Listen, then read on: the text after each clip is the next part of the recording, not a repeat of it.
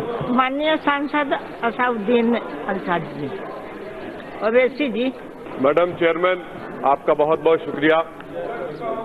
मैं इस बिल की मुखालिफत में खड़ा हूं और मोहतरमा, मैं आपको एक बात यहां पर ऐवान को बताना चाहूंगा कि जब हमने संविधान को बनाया था, जब बन रहा था संविधान, और उस वक्त में इस वक्त में कितनी गिरावट हो गई है, ज़हनी तौर पर, अखलाकी तौर पर, तहजीबी तौर पर, दिमागी तौर पर, नफ्सियाती तौर पर।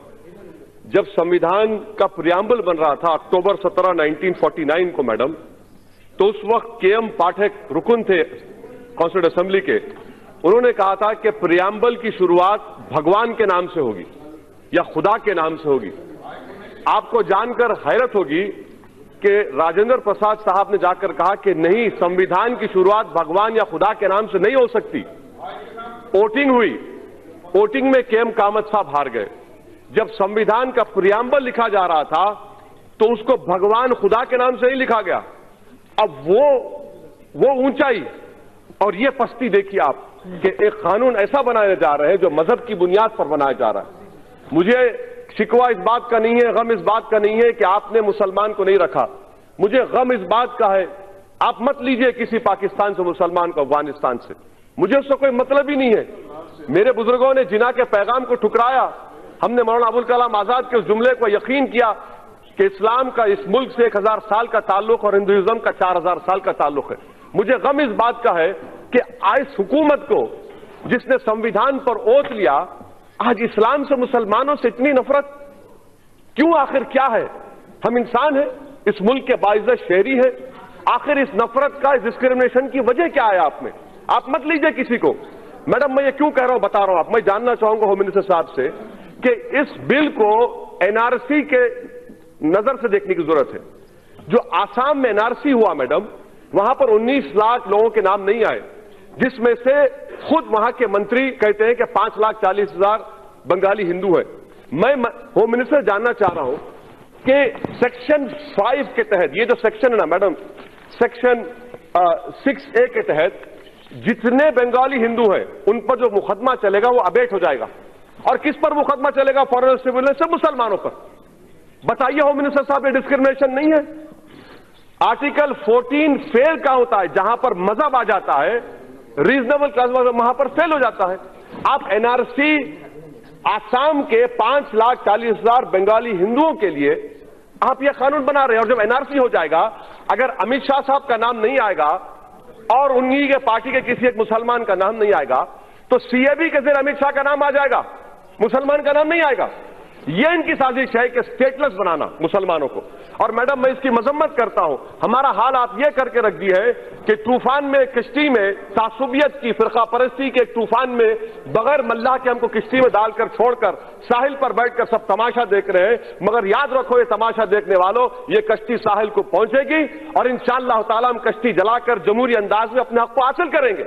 ये ऐवान को समझने की जरूरत है। तीसरी बात मैडम, जो मैं आपके सामने रखना चाहूंगा कि PoK, sir, PoK, home minister साहब, अब यह क्यों भूल जाते हैं कि 1/3 एरिया हिंदुस्तान का चीन में है? आप डर रहे हैं क्योंकि कल अगर दलाई लामा मर जाएंगे, नया दलाई लामा आएगा, तो आप उसके लिए रोक रहे हैं। क्या तिब्बत के लोगों में मुसलमान नहीं है? क्यों नहीं देते आप दलाई लामा? आप इंतजार कर रहे हैं। मैडम, यही तो हम पूछ रहे हैं, चीन के बारे में क्यों नहीं रखते आप? क्यों डर रहे चीन से आप? 1/3 एरिया चीन, भारत का चीन में है। और खुद होम मिनिस्टर ने कहा था एक्साइज चीन पर नहीं छोड़ेंगे, आज आप छोड़ दिए। इतना क्यों डरते चीन से आप? चौथी बात मैडम, क्या हमारे होम मिनिस्टर साहब जानते हैं टाइगर सिद्दीकी कौन था? टाइगर सिद्दीकी वो शख्स था जिसको हिंदुस्तान में हमने पनाह दी, मुक्ति वाहिनी बनाई और बांग्लादेश बना। अगर ये लोग सरकार में होते तो टाइगर सिद्दीकी कभी नहीं बनाता मुक्ति वाहिनी को। और भाई, पांचवी बात मैडम, अफगानिस्तान की बात कर रहे हैं। यकीनन आप जानते हैं तालिबान आएगा। जब तालिबान आएगा तो आपको जरूरत है हजारा की, ताजिक की, आपको जरूरत है भारत में, ताकि हम स्ट्रेटेजिक कंट्रोल कर सके। मगर आपके कानून की वजह से आप उन तमाम ताजिक को, उज्बेक को, तालिबान जब हुकूमत करेगा अफगानिस्तान में, आपका तो काट चला गया। ये आपकी सोच है, ये आपका विजन है। मुझे उम्मीद नहीं थी कि इतना बड़ा ब्लंडर स्ट्रेटेजिक सिक्योरिटी के एंगल से आप लोग करेंगे।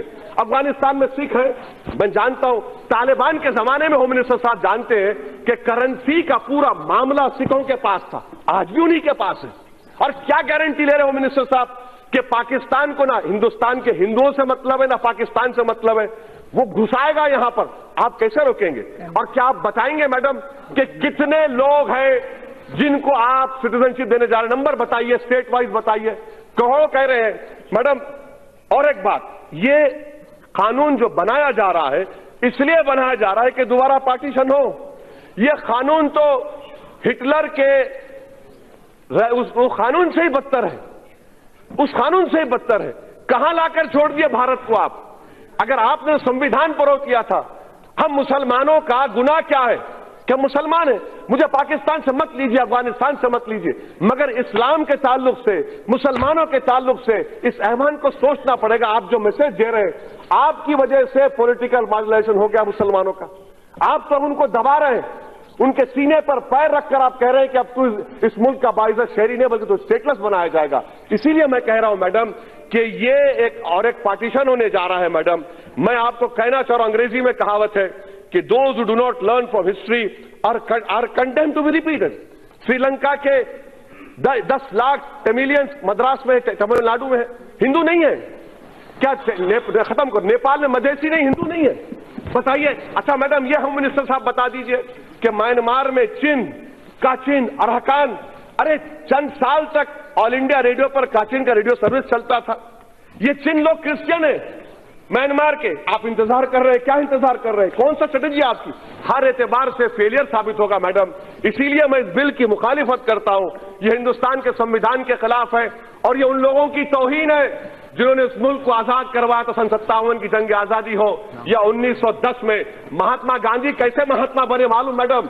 उन्होंने साउथ अफ्रीका के नेशनल रजिस्टर कार्ड को फाड़ दिया था, जला दिया था। इसीलिए जब महात्मा ने फाड़ा, मैं इस बिल को फाड़ता हूं। यह हिंदुस्तान को तोड़ने की कोशिश कर रहा है।